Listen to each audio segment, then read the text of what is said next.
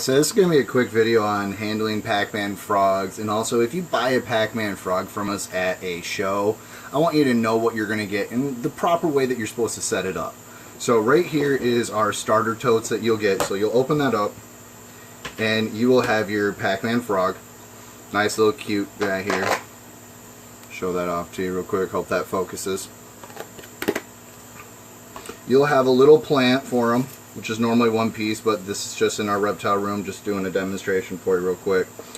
Little water dish for them to hop in and out of.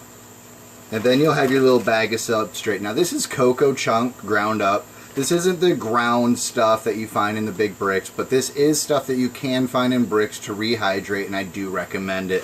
Repti-Chip is the kind that I prefer. You guys can find whatever you can find locally. So we're set here with our basic tote. And what we're going to do is we're just going to go ahead and take the substrate, and we're going to put a decent amount of it in. Most of the time you'll put all of it, but not always. Now see, that's a little more than what you need. So what I like to do is push all of it to one side so it's a little bit on the deeper side, but then have some bare sections for the frog to be able to go when it needs to. And also that allows you to put your water dish to where it sets a little bit more flush. And you can push some substrate right up to it so it's a little bit easier for the frog to hop in and out of. But I do like to have this bare spot.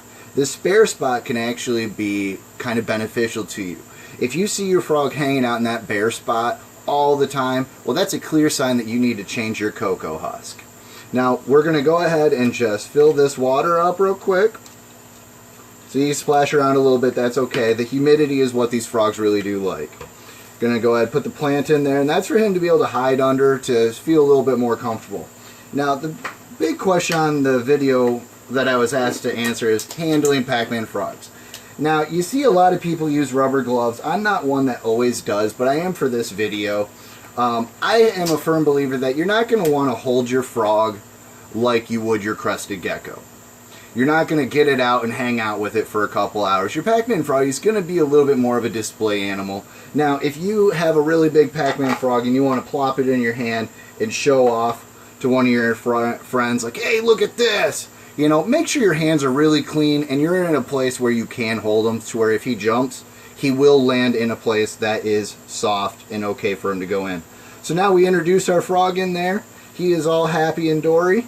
This is exactly how we keep him here at our facility. This is how we recommend you keep him for a very long time. And then upgrade to a bigger container when you get bigger. Now, we couldn't do a video without showing off a big frog. So let me go ahead and grab that real quick. We're going to set him right there. I already got this girl out for you. She is one of our future breeders. She is a beautiful albino reduced pattern. Just had to show that off for you.